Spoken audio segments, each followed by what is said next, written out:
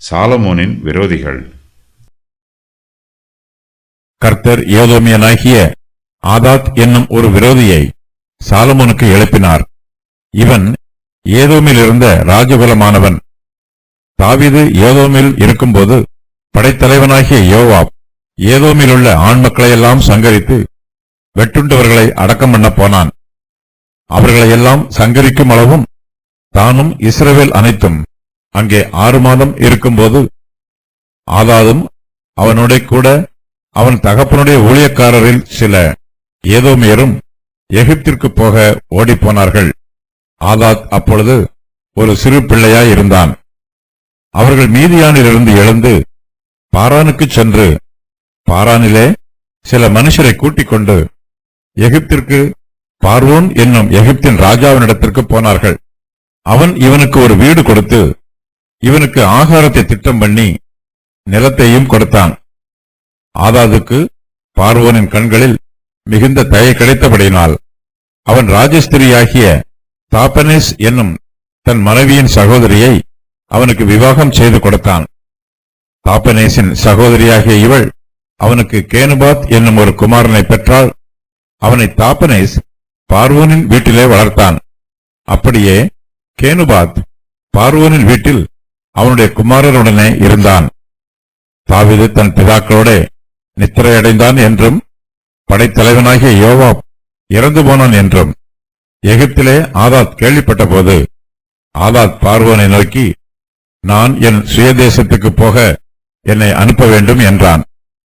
அதற்கு பார்வோன், இதோ நீ உன் சுயதேசத்துக்கு போக விரும்புகிறதற்கு என்னிடத்தில் உனக்கு என்ன குறைவு இருக்கிறது என்றான். அதற்கு அவன், ஒரு குறைவும் இல்லை, ஆகிலும் என்னை அனுப்பிவிட வேண்டும் என்றான். எலியாதாவின் குமாரனாகிய ரேசோன் என்னும் வேறொரு விரோதியை தேவன் எழுப்பினார். இவன் தன் ஆண்டவனாகிய ஆதாதேசர் என்னும் சோபாவின் ராஜாவை விட்டு ஓடிப்போய் தாவீது சோபாவில் உள்ளவர்களை கொன்று போடுகையில் அவன் தன்னோட சில மனுஷரை சேர்த்துக் கொண்டு அந்த கூட்டத்திற்கு தலைவனானான். இவர்கள் தமஸ்குவுக்கு போய் அங்கே குடியிருந்து தமஸ்குவில் ஆண்டார்கள். ஆதாத் பொல்லாப்பு செய்ததுமல்லாமல் ரேசோன் சாலமோனுடைய நாளெல்லாம் இஸ்ரவேலுக்கு விரோதியாகி சீரியாவின் மேல் ராஜாவாயிருந்து இஸ்ரவேலை பகைத்தான். கர்த்தர் சாலமோனுக்கு விரோதமாக 2 விரோதிகளை எழுப்புகிறார். சாலமோன் கர்த்தருக்கு விரோதியாகிவிட்டார். ஆகையினால் சாலமோனுக்கு விரோதமாக விரோதிகள் எழும்புகிறார்கள். சாலமோன் கர்த்தருக்கு கீழ்ப்படிந்து அவரோடு ஐக்கியமாய் இருந்திருந்தால் அவருக்கு விரோதமாக எந்த எதிரியும் எழும்ப மாட்டார்கள். சாலமோன் கர்த்தருக்கு விரோதியாகும்போது கர்த்தர் சாலமோனுக்கு விரோதிகளை எழுப்புகிறார். இந்த வசன பகுதியில் ஆதாத், ரேசோன் ஆகிய இருவரை பற்றி சொல்லப்பட்டிருக்கிறது. இவர்கள் இருவரும் சாலமோனுக்கு விரோதிகள். சாலமோன் சமஸ்த இஸ்ரவேலுக்கும் ராஜாவாயிருக்கிறார். சாலமோனின் படைபலம் மிகவும் பெரியது. சாலமோனுக்கு முன்பாக ஆதாத்தும் ரேசானும் மிகவும் சாதாரணமானவர்கள். ஆனாலும் சாலமோனுடைய பாவம் அவரை தாழ்த்துகிறது, அவரை பலவீனமாக்குகிறது. ஆதாத்தும் ரேசானும் சாதாரணமானவர்களாய் இருந்தாலும் கர்த்தர் அவர்கள் இருவரையும் சாலமோனுக்கு விரோதிகளாக எழுப்புகிறார். ஆதாத்தும் ரேசோனும் தாங்களாகவே சாலமோனுக்கு விரோதிகளாக எழும்பவில்லை. கர்த்தரே இவர்கள் இருவரையும் சாலமோனுக்கு விரோதமாக எழுப்புகிறார். கர்த்தர் ஏதோமியனாகிய ஆதாத் என்னும் ஒரு விரோதியை சாலமோனுக்கு எழுப்பினார். இவன் ஏதோமில் இருந்த ராஜகுலமானவன். சாலமோனின் பாவத்தின் நிமித்தம் தாவீதின் குடும்பத்தார் மத்தியிலே ஒரு விரோதி எழும்புகிறான். கர்த்தரே இதுபோன்ற விரோதிகளை சாலமோனுக்கு எதிராக எழுப்புகிறார். தாவீதின் சந்ததியார் அக்கிரமம் செய்தால் கர்த்தர் அவர்களை மனுஷருடைய மெலாற்றினாலும் மனு புத்திரருடைய அடிகளினாலும் தண்டிப்பதாக வாக்கு பண்ணி இருக்கிறார். பாவம் செய்தவர்களின் மீது கர்த்தர் நீதியாய் நியாயம் விசாரிக்கும் வரையிலும் அவருடைய கோபம் பற்றி எரியும். தாவீது ஏதோமில் இருந்தபோது படைத்தலைவனாகிய யோவாப் ஏதோமில் உள்ள ஆண் மக்களையெல்லாம் சங்கரித்தான். அப்போது ஆதாதும் அவனோட கூட அவன் தகப்பனுடைய ஊழியக்காரரில் சில ஏதோமியரும் எகிப்திற்கு போக ஓடிப்போனார்கள். ஆதாத் அப்பொழுது ஒரு சிறு பிள்ளையாய் இருந்தான். எகிப்தின் பார்வோன் ஆதாத்திற்கு ஒரு வீடு கொடுத்து ஆகாரத்தை திட்டம் பண்ணி நிலத்தையும் கொடுத்தான். தாவீது தன் பிதாக்களோட நித்திரை அடைந்தார் என்றும் படைத்தலைவனாகிய யோவாப் இறந்து போனான் என்றும் எகிப்திலே ஆதாத் கேள்விப்பட்டான். அதன் பின்பு அவன் தன் சுய தேசத்திற்கு வந்து சாலமோனுக்கு விரோதியாக எழும்பினான். தாவீது ஏதோமை முற்றிலுமாக அழித்து போட்டதின் நிமித்தம் ஆதாத் இஸ்ரவேல் தேசத்திற்கு விரோதியாக இருந்தான். சாலமோனின் மரணத்திற்கு பின்பு வாய்ப்பு கிடைக்கும்போது இஸ்ரவேலை பழிவாங்க வேண்டும் என்று ஆதாத் காத்து கொண்டிருந்தான். தாவீதும் யோவாபும் மரித்த பின்பு தன் சுய தேசத்திற்கு வந்தான். ஏதோமியர் இஸ்ரவேலுக்கு யோசபாத்தின் காலம் வரையிலும் பகுதி பணம் கட்டினார்கள். ஆயினும் இப்படிப்பட்ட சூழ்நிலையிலும் ஆதாத் இஸ்ரவேலுக்கு விரோதியாகவே இருந்தான். எலியாதாவின் குமாரனாகிய ரேசோன் என்னும் வேறொரு விரோதியை தேவன் எழுப்பினார். இவன் தன் ஆண்டவனாகிய ஆதாதேசர் என்னும் சோபாவின் ராஜாவை விட்டு ஓடிப்போனவன். எலியாதாவின் குமாரனாகிய ரேசோன் என்பவன் சாலமோனுக்கு எதிராக எழும்பிய இரண்டாவது விரோதி, சீரிய தேசத்தான். தாவீது ஆதாத் ஏதாசாரை முறியடித்த போது இவன் சீரியரின் படைத்தளபதியாக இருந்திருக்க வேண்டும். சிறிது காலம் வனாந்திரத்தில் தலைமறைவாக இருந்தான். அதன் பின்பு ரேசோன் தமஸ்குவுக்கு போய் அங்கே குடியிருந்து தமஸ்குவில் ஆண்டான். ரேசோன் சாலமோனுடைய நாளெல்லாம் இஸ்ரவேலுக்கு விரோதியாகி சீரியாவின் மேல் ராஜாவாய் இருந்து இஸ்ரவேலை பகைத்தான். ஆதாத்தும் ரேசோனும் தாவீதின் காலத்தில் இஸ்ரவேலுக்கு விரோதமாக கோபமாயும் பகையாயும் இருந்தார்கள். தாவீது ஏதோமின் மீதும் சோபாவின் மீதும் யுத்தம் பண்ணிய போது இவர்கள் இருவரும் இஸ்ரவேல் தேசத்திற்கு விரோதிகள் ஆனார்கள். தாவீது ஏதோமில் இருக்கும்போது படைத்தலைவனாகிய யோவாப் ஏதோமில் உள்ள ஆண் மக்களையெல்லாம் சங்கரித்து வெட்டுண்டவர்களை அடக்கம் பண்ண போனான். தாவீது சோபாவில் உள்ளவர்களை கொன்று போடுகையில் அவன் தன்னோடே சில மனுஷரை சேர்த்து கொண்டு அந்த கூட்டத்திற்கு தலைவனானான். இவர்கள் தமஸ்குவுக்கு போய் அங்கே குடியிருந்து தமஸ்குவில் ஆண்டார்கள். தாவீதுக்கு பின்பு சாலமோன் சமஸ்த இஸ்ரவேலுக்கும் ராஜாவாகிறார். சாலமோனுடைய ஐஸ்வர்யங்களும் அரமனைகளும் சேனை வீரர்களும் சாலமோனுடைய ஆளுகைக்கு வருகிறது. தாவீது இஸ்ரவேல் தேசத்தின் எல்லைகளை ஏற்கனவே விஸ்தாரம் பண்ணியிருக்கிறார். ராஜாங்கத்தின் பொக்கிஷங்களை பொன்னினாலும் வெள்ளியினாலும் நிரப்பி இருக்கிறார். இவையெல்லாம் சாலமோனுக்கு அவருடைய தகப்பனாராகிய தாவீதின் மூலமாய் வந்த ஆசீர்வாதங்கள். சாலமோன் தாவீதின் சிங்காசனத்தில் வீற்றிருந்த நாளிலிருந்து ஆசீர்வாதங்களை மாத்திரமே அனுபவித்து வந்திருக்கிறார். அவர் எந்த ஒரு கஷ்டங்களையும் துன்பங்களையும் அனுபவித்ததில்லை. தாவீதின் ஆசீர்வாதங்களை சாலமோன் தொடர்ந்து அனுப்பியிருக்க வேண்டும் என்றால் அவர் கர்த்தருக்கு கீழ்ப்படிந்து கர்த்தரோடு ஐக்கியமாய் ஜீவிக்க வேண்டும். சாலமோனோ கர்த்தரை விட்டு விலகி போய் விடுகிறார். கர்த்தரை பின்பற்றாமல் அந்நிய தெய்வங்களை பின்பற்றுகிறார். இதனால் கர்த்தர் சாலமோனுக்கு விரோதிகளை எழுப்புகிறார். ஆதாத் ஒரு ஏதோமியன். இவன் ராஜகுலத்தை சேர்ந்தவன். தாவீது ஏதோமின் மீது யுத்தம் பண்ணி அதை ஜெயித்தார். ஏதோமில் தானியங்களை வைத்தார்.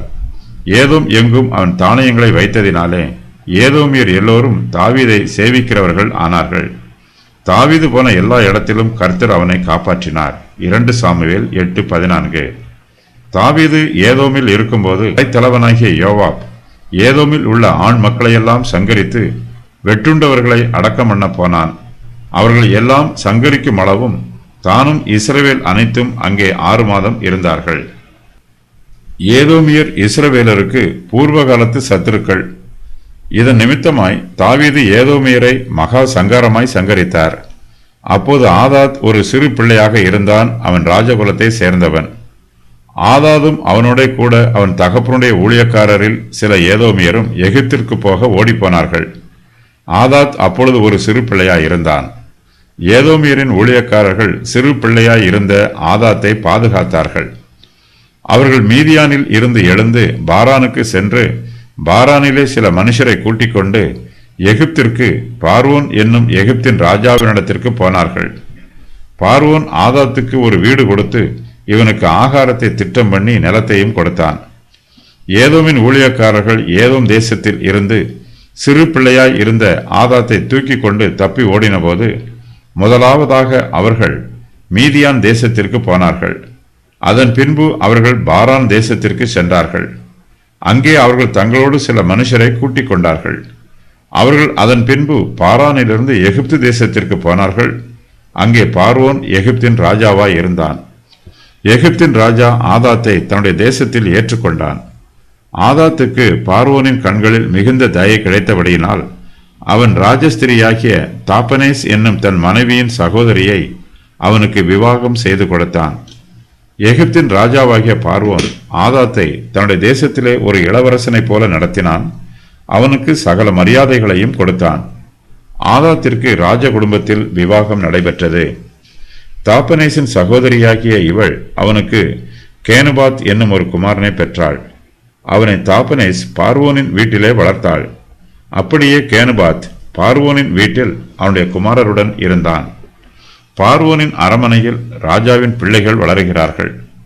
அந்த அரமனையில் ஆதாத்தின் குமாரனாகிய கேனுபாத்தும் வளர்கிறான். எகிப்தின் அரமனையில் ஆதாத்திற்கு ராஜகுமாரருக்கு ஒப்பான மதிப்பும் மரியாதையும் கொடுக்கப்படுகிறது. ஆதாத் எகிப்து தேசத்தில் இருக்கும்போது தாவீது இஸ்ரவேல் தேசத்திலே மரித்து போகிறார். இந்த செய்தியை எகிப்தில் இருக்கிற ஆதாத் கேள்விப்படுகிறான். தாவீது தன் பிதாக்களுடைய நித்திரை அடைந்தான் என்றும் படைத்தலைவனாகிய யோவாப் இறந்து போனான் என்றும் எகிப்திலே ஆதாத் கேள்விப்பட்ட போது ஆதாத் பார்வோனை நோக்கி, நான் என் சுய தேசத்துக்கு போக என்னை அனுப்ப வேண்டும் என்று கேட்கிறான். தாவீது மரித்து போன பின்பு அவருடைய ஸ்தானத்திலே சாலமோன் சமஸ்த இஸ்ரவேலுக்கும் ராஜாவாகிறார். சாலமோன் கர்த்தருடைய வார்த்தைக்கு கீழ்ப்படிந்து கர்த்தரோடு நெருங்கிய ஐக்கியத்தில் ஜீவித்த வரையிலும் ஆதாத் சாலமோனுக்கு விரோதமாக இருந்ததில்லை. ஆதாத் பார்வோனின் அரமனையில் சந்தோஷமாய் இருக்கிறார். அக்காலத்தில் சாலமோனும் கர்த்தருக்கு பயந்து ஜீவித்தார். இஸ்ரவேல் தேசத்தை கர்த்தருக்கு பயந்து ராஜ்யபாரம் பண்ணினார். அதன் பின்பு சாலமோன் அந்நிய ஸ்திரீகளை விவாகம் பண்ணி அந்நிய தெய்வங்களை ஆராதனை செய்தார். அவர் கர்த்தரை விட்டு விலகி போனார். சாலமோன் கர்த்தருக்கு சத்துருவானார். இந்த சூழ்நிலையில் கர்த்தர் ஆதாத்தை சாலமோனுக்கு விரோதியாக எழுப்புகிறார். ஆதாத் பார்வோனை நோக்கி, நான் என் சுய தேசத்திற்கு போக என்னை அனுப்ப வேண்டும் என்று கேட்கிறான். பார்வோன் ஆதாத்தின் மீது பிரியமாய் இருக்கிறான். ஆதாத்தின் சுய தேசத்திற்கு அவனை அனுப்ப பார்வோனுக்கு இஷ்டமில்லை. பார்வோன் ஆதாத்தை நோக்கி, இதோ நீ உன் சுய தேசத்துக்கு போக விரும்புகிறதற்கு என்னிடத்தில் உனக்கு என்ன குறைவு இருக்கிறது என்று கேட்கிறான். அதற்கு ஆதாத், ஒரு குறைவும் இல்லை, ஆகிலும் என்னை அனுப்பிவிட வேண்டும் என்று சொல்லுகிறான். கர்த்தர் ஆதாத்தை சாலமோனுக்கு சத்துருவாக எழுப்புகிறார். ஆகையினால் ஆதாத்தால் எகிப்து தேசத்தில் அமைதியாக இருக்க முடியவில்லை. கர்த்தர் அனுப்பும்போது ஆதாத்தால் போகாமல் இருக்கவும் முடியாது. கர்த்தர் ரேசோன் என்னும் வேறொரு விரோதியை சாலமோனுக்கு எழுப்புகிறார். இவன் சீரிய தேசத்தை சேர்ந்தவன். இவன் எலியாதாவின் குமாரன். ரேசோன் தன் ஆண்டவனாகிய ஆதாதேசர் என்னும் சோபாவின் ராஜாவை விட்டு ஓடிப்போய் தாவீது சோபாவில் உள்ளவர்களை கொன்று போடுகையில் அவன் தன்னோட சில மனுஷரை சேர்த்து கொண்டு அந்த கூட்டத்திற்கு தலைவனானான். இவர்கள் தமஸ்குவுக்கு போய் அங்கே குடியிருந்து தமஸ்குவில் ஆண்டார்கள். ரேசோன் சாலமோனுடைய நாளெல்லாம் இஸ்ரவேலுக்கு விரோதியாக்கி சீரியாவின் மேல் ராஜாவாய் இருந்து இஸ்ரவேலை பகைக்கிறான். சாலமோன் கர்த்தருக்கு பயந்து ஜீவித்த நாட்கள் வரையிலும் ரேசோன் தமஸ்குவிலே ஆளுகை செய்கிறான். அதுவரையிலும் அவன் சாலமோனுக்கு ஒரு தீங்கும் செய்யவில்லை. சாலமோன் கர்த்தருக்கு விரோதமாக பாவம் செய்ய ஆரம்பித்த போது ரேசோன் சாலமோனுடைய நாளெல்லாம் இஸ்ரவேலுக்கு விரோதியாகிறான். ரேசோன் ஒருவேளை ஆதாத்தோடு உடன்படிக்கை செய்து சாலமோனுடைய நாளெல்லாம் இஸ்ரவேலுக்கு விரோதியாய் இருந்திருக்க வேண்டும். சாலமோன் கர்த்தரை விட்டு விலகி போன போது கர்த்தருடைய பாதுகாப்பும் பராமரிப்பும் அவருக்கு கிடைக்கவில்லை.